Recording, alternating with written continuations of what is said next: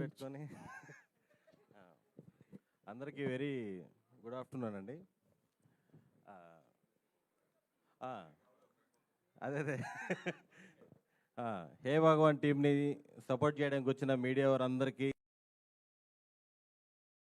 అలా అందరికీ ఇక్కడ ఉన్న హ్యాపీ థింగ్ ఏంటంటే ఈ గెస్ట్లందరూ అంటే నేను కూడా అందరం కలిసి యూట్యూబ్ నుంచే వచ్చాము.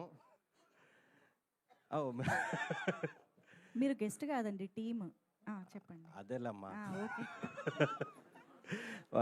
రాజు వెయిట్స్ రాంబాయ్, కంగ్రాట్స్ అండి, సూపర్ హిట్ కొట్టారు. అండ్ ఇల్లిరి లిటిల్ ఆర్ట్స్ బ్లాక్ బస్టర్ కొట్టారు. అంటే ఇప్పుడే కలవడం కాబట్టి కంగ్రాట్స్ చెప్తున్నాను. Thank you.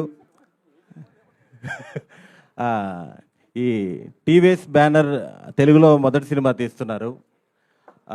అసలుకి ఎప్పుడు స్టార్ట్ అయిందో ఎప్పుడు అయిపోయిందో కూడా తెలియలేదు. ఒక చిన్న ప్రాబ్లం కూడా లేకుండా కంటిన్యూగా షూటింగ్ చేస్తూ గ్యాప్ లేకుండా చాలా కంఫర్టబుల్గా చేశారు. చాలా చాలా బాగా చూసుకున్నారు. థ్యాంక్ యూ నరేంద్ర గారు, ప్రొడ్యూసర్ నరేంద్ర గారు. చాలా కంఫర్టబుల్గా చూసుకున్నారు విత్ పేమెంట్స్. అలాగే డైరెక్టర్ గోపి, అసలు మీరు రేపు ఈ సినిమా చూస్తారు, ఎంతైతే చూస్తున్నారో అంతే తీసాడు. చాలా క్లారిటీగా, వర్కింగ్ డేస్ పెరగకుండా ఎంతమంది ఆర్టిస్టులను పెట్టుకొని కూడా చాలా క్లారిటీగా తీశాడు. చాలా మంచి డైరెక్టరు. అతనితో ప్రాబ్లం ఏంటంటే ప్యాకప్ చెప్పడు. మేము షూటింగ్ స్టార్ట్ చేసిన కొత్తలో అదేదో కొత్త కాల్ షీట్ ఒకటి వచ్చింది. ఉదయాన్నే వచ్చేవాళ్ళం, లాస్ట్ ఇంకా బిగ్ బాస్ అయిపోయినాక పంపించేవాడు ఇంటికి. ఇలా డే అండ్ నైట్ కష్టపడి మాకు ఇంత మంచి సినిమాని అందించిన డైరెక్టర్కి థ్యాంక్ యూ.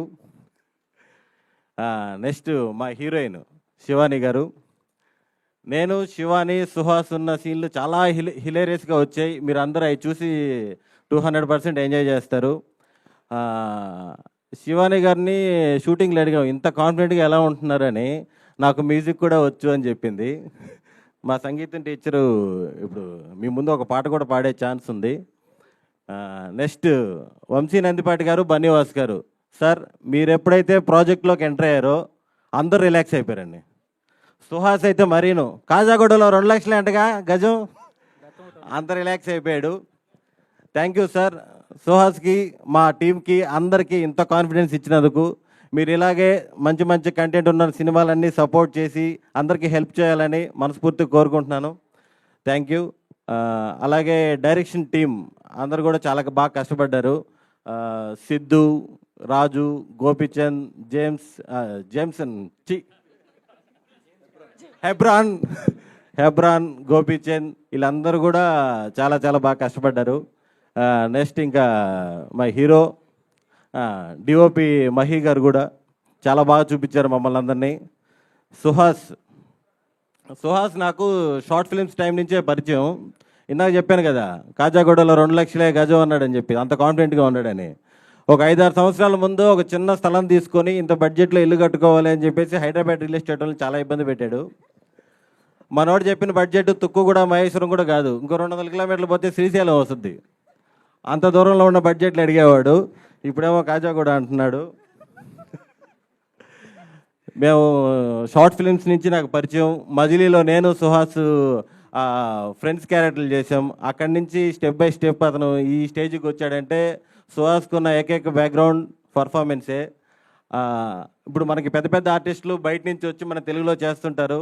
అలాగే సుహాస్ కూడా ఒక 50-60 crores బడ్జెట్ ఆ ముండాడి సినిమాలో ఒక మెయిన్, సరేలే మనిషి అన్నాక తప్పులు చేయడా, తెలుగులో కూడా మందాడి తెలుగులో పెట్టారేమో అనుకున్నా. Okay, Mandadi, sorry Mandadi team. Mandadi టీంలో కూడా ఫ్లో బ్రేక్ చేస్తాడు, మెయిన్ విల్లన్గా చేస్తున్నాడు. చాలా హ్యాపీ సుహాస్ విషయంలో. ఇలాగే నన్ను ఈ క్యారెక్టర్ రెఫర్ చేస్తుంది కూడా సుహాసే. Thank you so much. ఈ సినిమాలో నరేష్ గారు, వెన్నెల కిషోర్ గారు, ఈ సినిమాలో ఫుల్ ప్యాడింగ్ ఉంది. అందరితో full out and out entertain అయితే మీరు చూస్తారు. Thank you. ఎవరినైనా మర్చిపోయి ఉంటే క్షమించండి. స్రవంతి గారు మీకు ఒక సర్ప్రైజ్ రోల్ చేశారు, మీకు ఆల్ ది వెరీ బెస్ట్ అండి.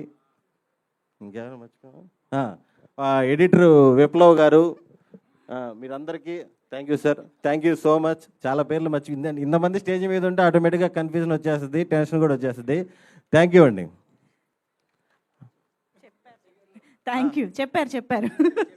కాదు సుదర్శన్ గారు, ఇప్పుడు మీరు సూపర్గా బ్యాక్ టు బ్యాక్ ప్రాజెక్ట్స్ చేస్తూ మీరు కూడా కాజాగూడలో స్థలం చూస్తున్నారని మాకు తెలిసింది. నేను ఇటు వచ్చా, సో ల్యాండ్ పోలిసి. ఇట్లా ఇటు వచ్చారా? ఓకే.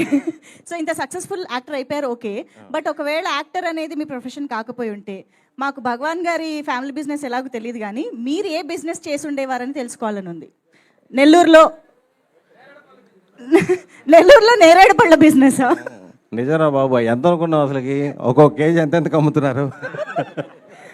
అంటే 100% ఏదో ఒక బిజినెస్లో ఉండేవాడిని. పిచ్చి బిజినెస్ ఆదాయాలు ఉండవు కానీ బిజినెస్లు అయితే చేస్తుండేవాడిని. ఏ బిజినెస్? ట్రాన్స్పోర్ట్. అబ్బా, అంటే ఫ్యామిలీకి ట్రాన్స్పోర్ట్ ఉంది సార్, అందుకని లారీలు, ట్రాక్టర్లు, ఇసుక, కంకర, ఇంకా అందరు చెప్తున్నారు, మీరు చెప్పట్లేదు.